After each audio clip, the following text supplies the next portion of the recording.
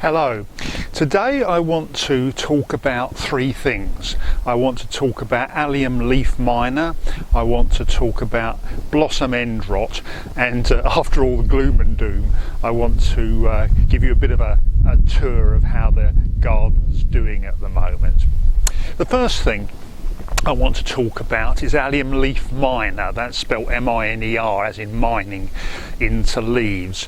This apparently came into this country in about 2002 and affects garlics, chives, leeks. It's a fly that lays an egg on those plants, and a little grub then forms that sort of crawls about within the leaves. I didn't have the presence of mind last year to photograph any examples for you, but I have put a link to the RHS website page that relates to that below, so you can have a look at it and identify if you think you've got that problem.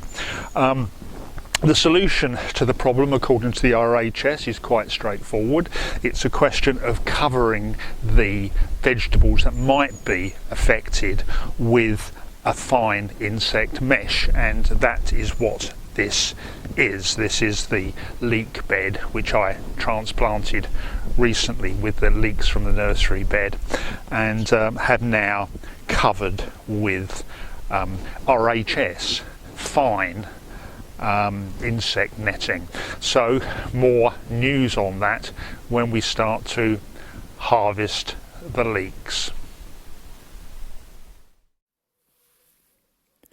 The RHS site says that Allium Leaf Miner is a problem from March to June and September to November.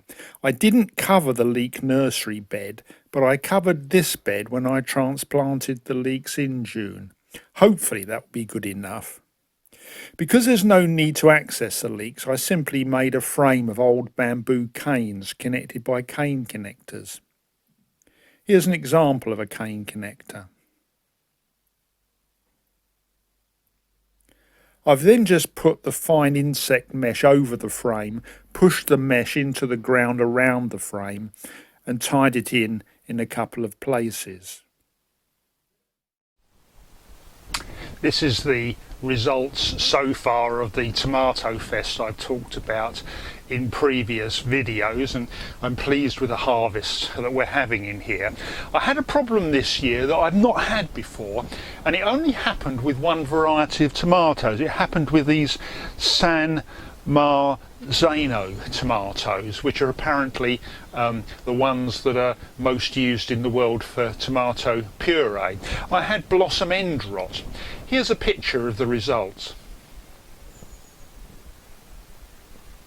This is apparently caused by a calcium deficiency, and it can be exacerbated by intermittent watering, which stops the calcium from getting to the leaves and the fruits in the plant. Now, because of the automatic watering system in this garden in this greenhouse that I've talked about in previous videos, there is no inconsistency of watering. The water to the roots of these plants is consistent the whole time, so it must have been a calcium issue.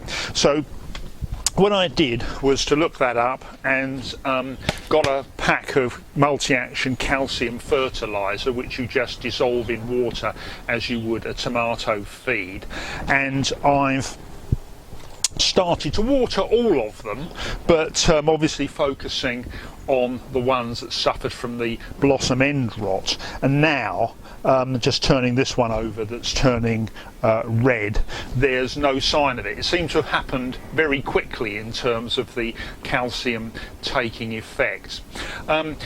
It also happens with other plants such as cabiscums, aubergines, and it can happen with courgettes. And looking at the courgettes a while back, I did notice that they were starting to rot at the flower end. I mean, blossom end rot, the clue is in the name. There's a rot at the end of the fruit where the flower was. So I've also started to water the courgettes with some of this calcium fertilizer, and when I look at them now, again, there's no sign of that rotting, so hopefully that's been addressed too. The rot on the courgettes was around here where the blossom has been, and looking at these now, after only 2 applications of the calcium fertiliser, they seem to be fine. Okay, well, after mentioning some of the problems, let's look at some of the things that have worked. As previously, I've taken photographs of the high points of the garden in the last little while, and now let's look at them together with a bit of background music.